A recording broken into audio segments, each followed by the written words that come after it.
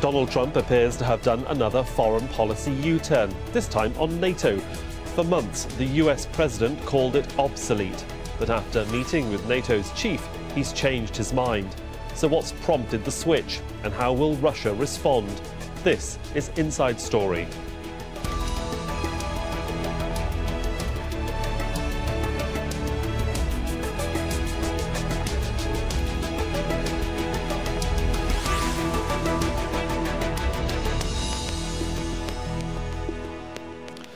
Hello, I'm Sohail Rahman and welcome to this edition of Inside Story. President Donald Trump hasn't been in the White House for 100 days, but he appears to have done an about-turn on one of the key foreign policy campaign promises. As a candidate, Trump dismissed NATO as obsolete, saying the post-World War II organisation wasn't focused on combating the growing threat from terrorism. And he complained that too many members weren't paying their fair share towards defence. Many countries are not paying their fair share. That means we are protecting them and they are getting all sorts of military protection and other things. And they're ripping off the United States and they're ripping you off. I don't care. I don't want to do that. Either they pay up, including for past deficiencies, or they have to get out.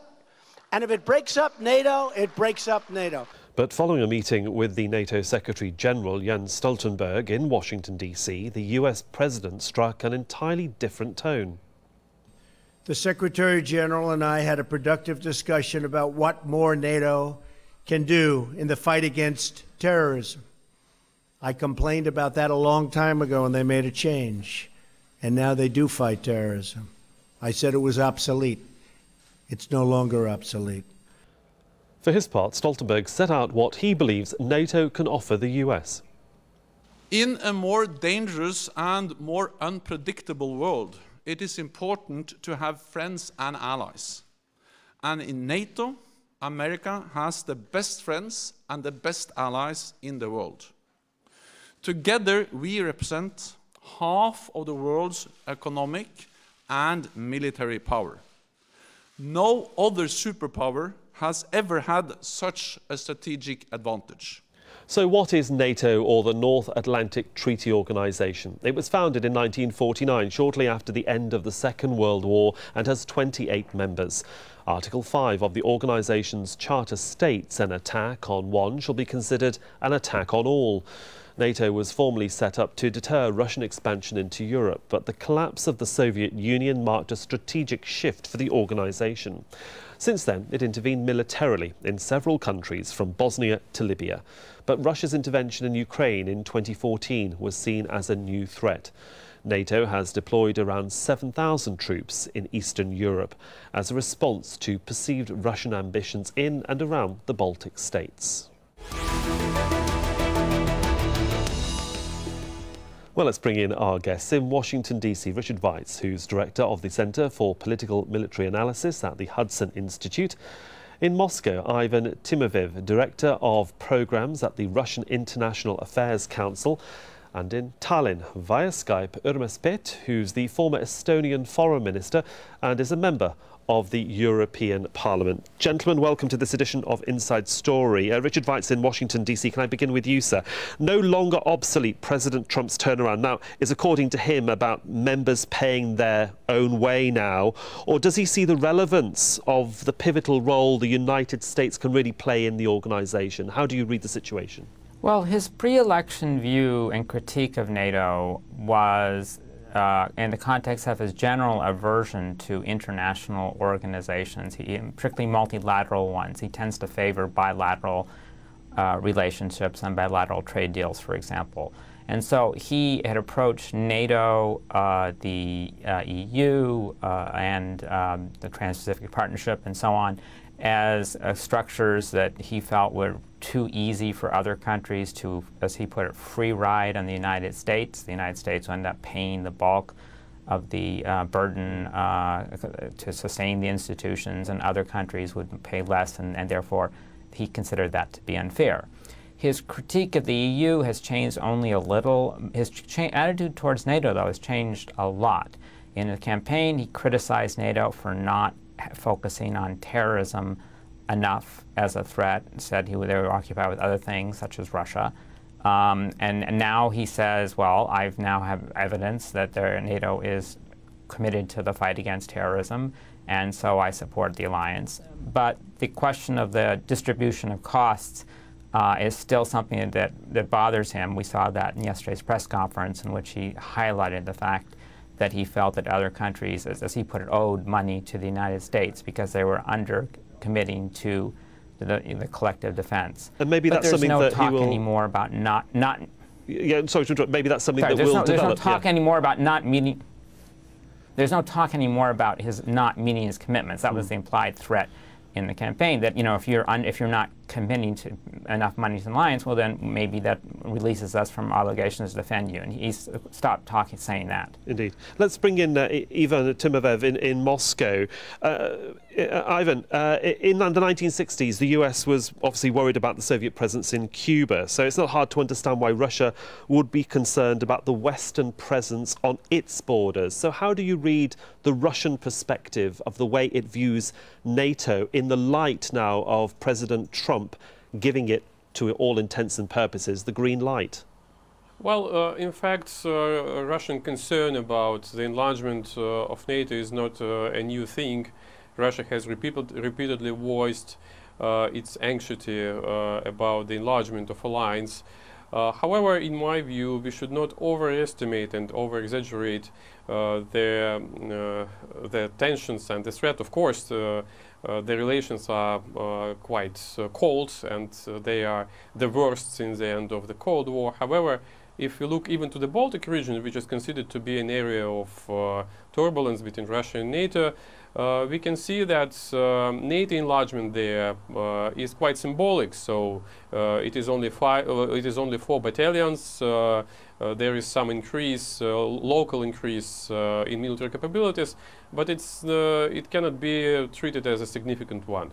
And if you look at the opposite side of the border, on the Russian side, the Russian Baltic military regions are, let's say, less strong in comparison with other parts of Russia. So, in a sense, there is a tough rhetorics among politicians on Baltic, on Russia-NATO relations. But if you look at real capabilities, they are not as huge as it may seem, which makes me at least a moderate optimist about our relations, though the problems are quite significant now. Indeed. Let's bring in Pete Urmas in Tallinn. And so you have a unique position, really, in Tallinn. You've heard what our two speakers have just said.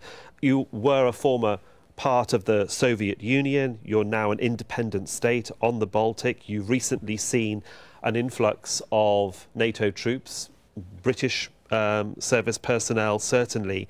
How do you read the situation? Is it all just rhetoric, or is there a genuine concern in the Baltics about Russian aggression towards your country?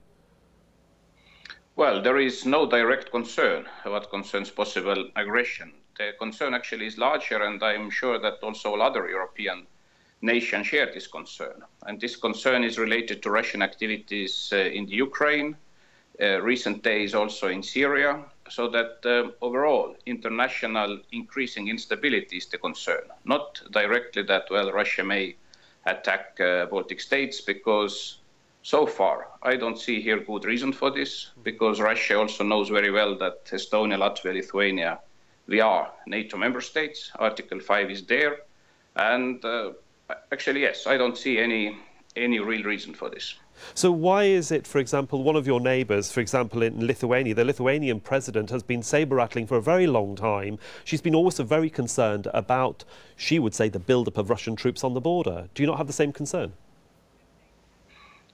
Well, there are, of course, some concerns, because the same what I described, that I guess most of international community was shocked when 2014 Russia annexed Crimea and all the events which followed in the eastern part of the Ukraine, because nobody actually had an idea that on 21st century it may happen that one part of its neighboring country of Russia will be taken by force. And of course the concerns increased everywhere after this. OK, let's go back to Richard Weitz. And Richard, this really centres around the whole U-turn of the way President Trump has, firstly, described NATO in the pre-election campaign as obsolete, and now we see a different change of tack.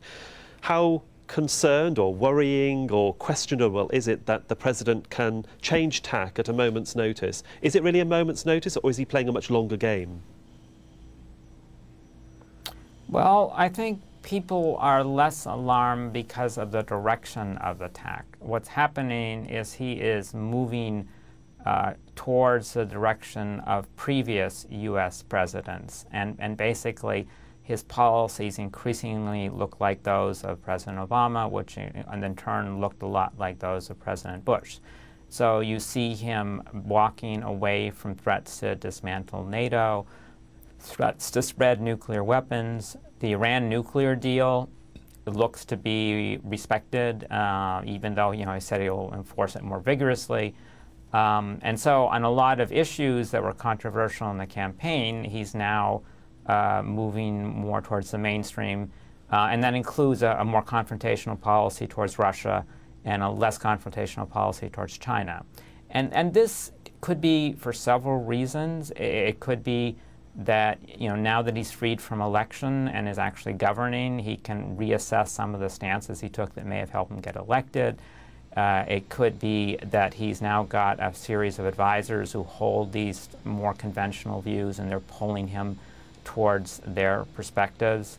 And it could be learning in office. He came into office and he was making still some controversial statements, getting a lot of bad press, having some troubles in some of his exchanges with foreign leaders, and so he probably wants to avoid that. So I suspect what we're seeing is movement, but movement towards the mainstream, which is probably reassuring to many people who were comfortable with existing foreign policy, but will disappoint those who wanted to see more radical change. And we saw this actually during the Obama presidency. A lot of people thought when he was elected he would have a very strong left-wing policy, more progressive policy, and that did not occur. He quickly gravitated towards the mainstream of the Democratic Party, and I think Trump's doing the same now. Well, let's just bring in Ivan on those comments, because obviously if President Trump is acting in this very tough manner and having a change of idea, a change of policy, one wonders that that's really been a sort of a trait of your president, President Putin, who's really shown himself to be a force to be reckoned with, and one wonders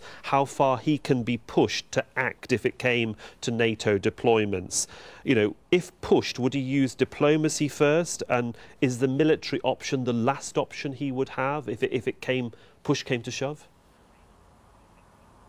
Well, I think that few people in Moscow think here about the probability of military scenario as of a probable one. Of course, it is not in the interest of Russia to engage into an escalation with NATO, because the price of this escalation will be high for both states, so it may be fatal. We are the nuclear powers, Russia and the US, and some of the US European allies, so it's quite dangerous, and both Russian and NATO military and politicians seem to be quite rational in this sense, and seem to understand the threat and the risks. So I don't think that politicians and leaders would choose to cross the red lines. Of course, the rhetorics will be tough. We will see bargaining. We will see quite uneasy negotiations, but it's a part of diplomacy. I have strong doubts that it will turn into military actions, though the risk of incidents, the risk of local escalation is now, of course, much higher than it used to be. Sure. Mr. Ermas in Tallinn, can I just bring in two aspects that perhaps you as a former government official have to think about when you're in the corridors of power? Firstly, you have President Trump, who, as we've seen, can change his ideas about policy overnight. in the past, maybe Tallinn would have looked to DC for guidance, but now you have Germany as a very strong member of NATO and of the European Union, and Angela Merkel, looking towards her own election in the not too distant future, is also looking for a type of easier rapprochement with Russia. She was reluctant to support sanctions at the recent G7 meeting. How do you, or how would you advise your government if they were trying to work out how to deal with this troika of politics that's going on at the moment, with NATO right at the centre of it? Well, Estonia will have from the 1st of July also upcoming EU presidency. And I already gave some advice that we have to do everything to strengthen also the European cooperation, including European defense cooperation. It means that, of course, United States, I'm actually absolutely confident that United States will stay as a very important ally in NATO, for example, because also United States needs lots of allies and friends in today's world. But secondly, I'm also very confident that the European Union must do much more for its own security and defense. It means that European countries really have to spend a bit more for defense. The level of cooperation in defense and security must be increased. And here I'm sure that Angela Merkel and Germany will also play a leading role. But there is no competition between NATO or EU defense cooperation. All steps what the European Union is going to do in defense should be hand in hand with NATO and NATO developments. Richard Weitz, can I just bring you in here? President Trump has quite a lot to consider when he pushes member states to contribute more in the larger picture. Europe is still really undergoing austerity measures. The economies of many European countries are not quite there. And even Germany says, you know, it is a hope and an ambition perhaps to get to that 2% of contributions towards NATO. Is the president aware of, you might say, that global economic downturn that is still there, certainly in Europe? Well, these are arguments that in the past persuaded U.S. presidents not to press the issue, that either the economic situation was poor, the threat was environment was low, the allies were contributing in other ways, you know, in maybe development, maybe counter-extremism, maybe in promoting good governance. And these were all contributions to security that could match what if they actually spent more on defense. Now, this administration so far has not accepted that logic. Trump seems to be very fixated on this 2% goal. And so governments will strive to, I think, more than in the past, try and meet this 2% goal. Even if many of them would feel they would rather spend the money. I think we heard this from the German Chancellor on some soft power development, other issues to address threats. And there's also disputes exactly about what you should count. For example, the European countries, a lot of them are foregoing a lot of income from trade with Russia and because of the sanctions. Well, should you count that as a contribution to security? And then one last point from your previous commentator, you mentioned the EU, NATO issue. That is something that may become more complex later. I mean, once Britain leaves NATO, then we've got a series of countries that are in one group but not the other, and the concerns about perhaps how you don't want to have two separate armies in Europe since they're having problems affording one of them. So we'll have to figure out a way to enhance NATO-EU cooperation and overcoming some of the past challenges we've had, for example, between Cyprus and Turkey in this issue. Yeah, I think you meant the United Kingdom leaving the EU rather than NATO, pardon me. But if I just... Sorry, yeah, yes. That's what you meant, I'm sure. Let me just bring in Ivan Timofeev here, because one of the big issues at the moment, obviously, is Russia's annexation of Crimea. And in the past few weeks, the Ukrainian president has suggested that he would allow a referendum in Ukraine to ask its people whether they wish to join NATO, and exit polls and rough polls generally suggest a positive result there. How does that, in your opinion, complicate the issue of NATO and Ukraine being a potential member of the group considering the ground realities at the moment? Well, the referendum is, of course, a sovereign issue for Ukraine, and whatever the result is, it will be taken inevitably into account by the government. However, I don't think that in current conditions Ukraine is a valuable asset for NATO. The country goes through the conflict. In Donbass, it is still not settled. It has strong tensions with Russia, and it is not clear whether Ukraine membership would increase the security of NATO and NATO allies. It may increase, of course, the security of Ukraine. Ukraine will be a consumer of security, but Ukraine now can hardly be a supplier of security.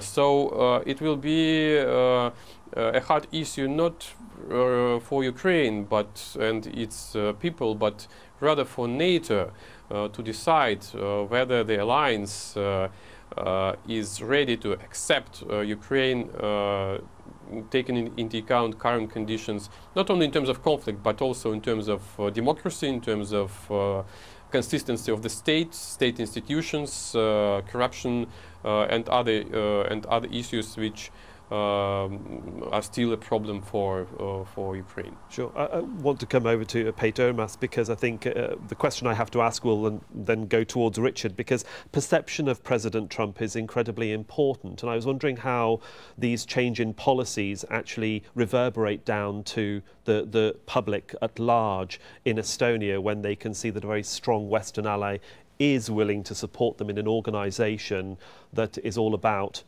defence of their liberties and freedoms as they see it. Well, I guess during the electoral campaign and first days in the office of President Trump, there were also certain concerns in Estonia, which exactly will be the foreign policy of the new US administration.